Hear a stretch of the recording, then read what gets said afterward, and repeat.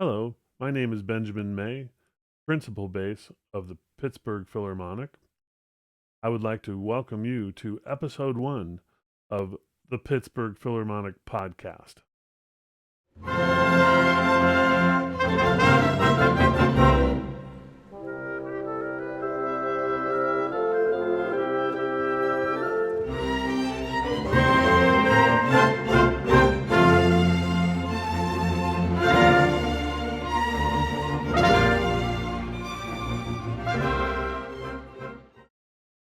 Founded in 1975, the Pittsburgh Philharmonic has grown from a small community ensemble into a lasting musical institution in the North Hills of Pittsburgh. This is their story. The orchestra began on September 15, 1975, as the North Pittsburgh Civic Symphony, founded by Frank Farina, Gordon Neuenschwander, and Elizabeth Pittenger. From the very beginning, it was rooted in community, bringing together local musicians to perform classical repertoire for audiences across the region.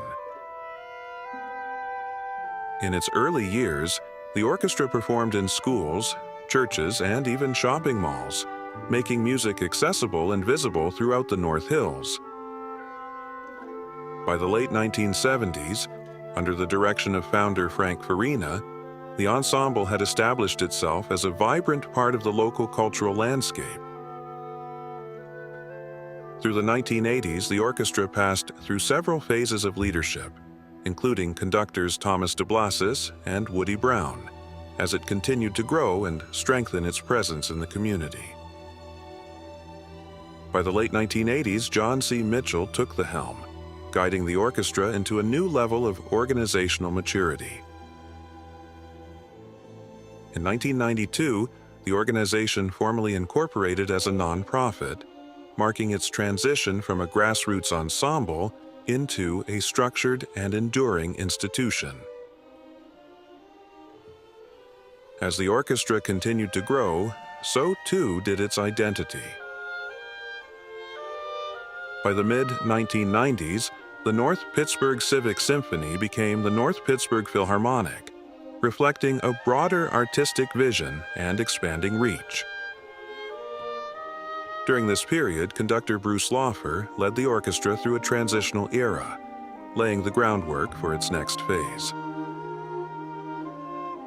In 1996, a new chapter began with the appointment of Roger Tabler.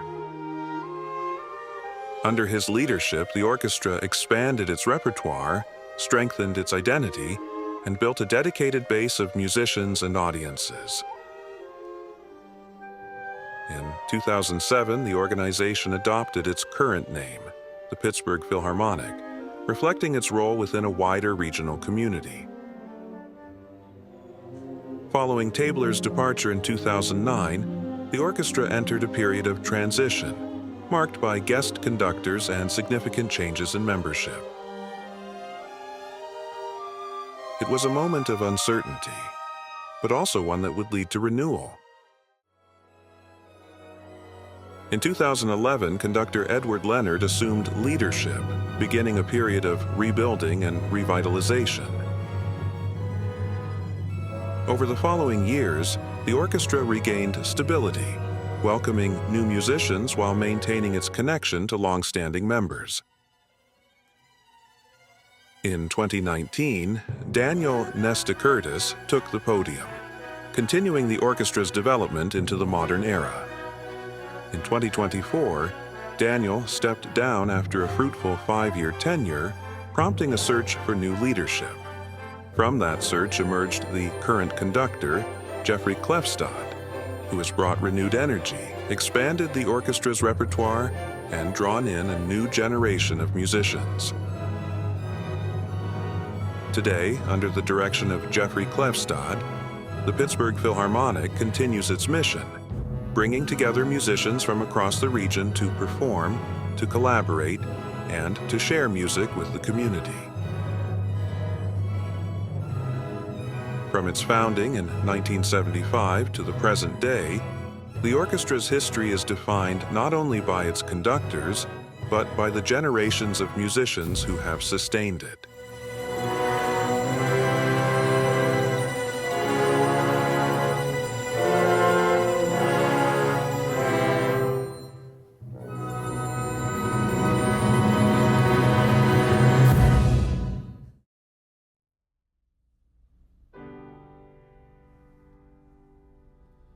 Okay, this is an interview with Mike Lockman.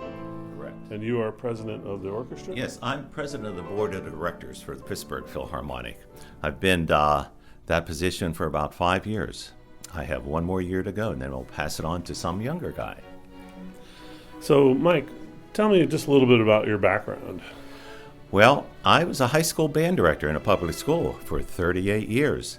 Loved every minute of it, but I thought it was about time to get out, and there were a dozen guys dying for my position. So I retired, and they all fought it out till they got what they wanted. But yes, I was a band director. That's really interesting. So you probably had to learn how to play all the different instruments, I would Yeah, imagine. you need to know the bassoon fingerings and, the correct way to do a timpani roll and all that kind of stuff.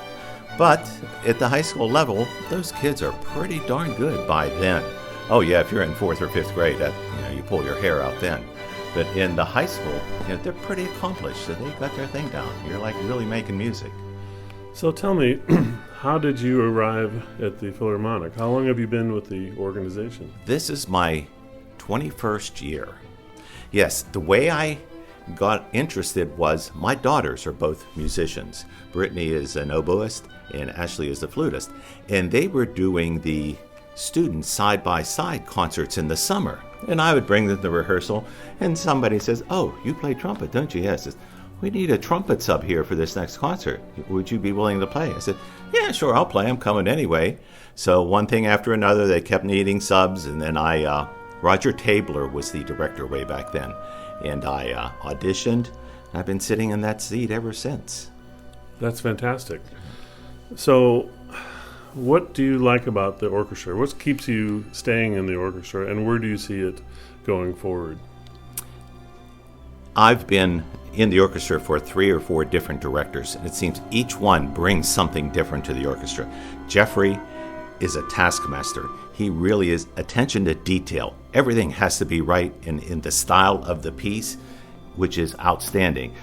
One thing, this almost sounds humorous, but I sit down and I open this piece of music, Prokofiev, this is the same piece of music the big boys play down at Heinz Hall, and I'm sitting here playing it. No, I don't play it as well as them, but the same thing the big boys are doing, and I'm like, that's what keeps me here. Excellent. Well, do you have any other last comments, or? No, love it all. We have a concert coming up here in about an hour, and we're ready to go. Excellent. Well, we're looking forward to a great performance. Thank you very much. Thank you.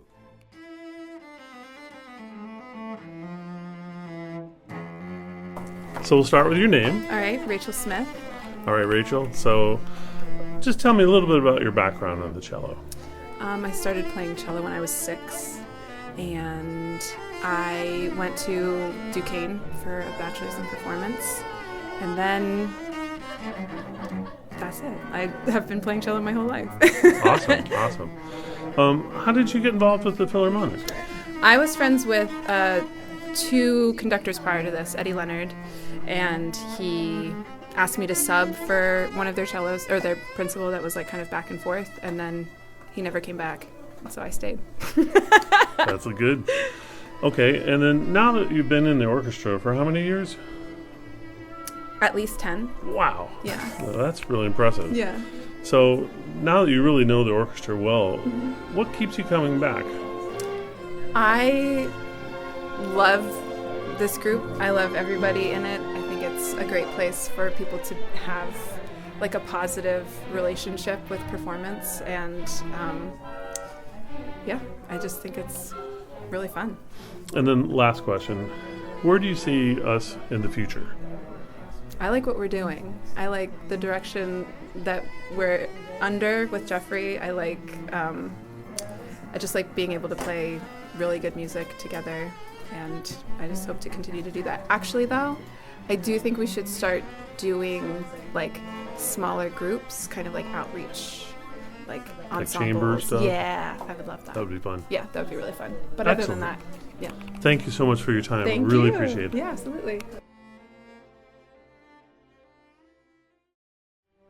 Join us for an unforgettable evening with the Pittsburgh Philharmonic. On Saturday, May 10th, the orchestra takes the stage at the Masonic Center, located at 3579 Masonic Way in Pittsburgh.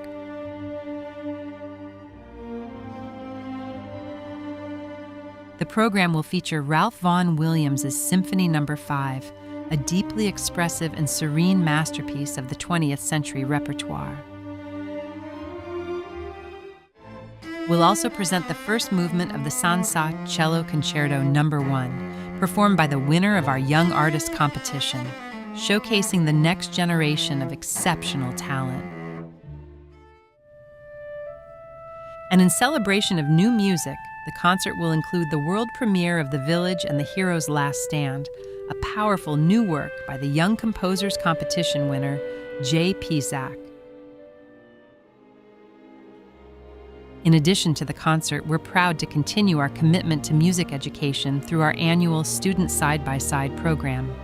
Students entering grades 8 through 12 are invited to audition for the opportunity to rehearse and perform alongside members of the Pittsburgh Philharmonic. The audition will take place on May 16th, with applications due by May 10th. We hope you'll join us for this inspiring evening of music and community. Visit our website for tickets and more information.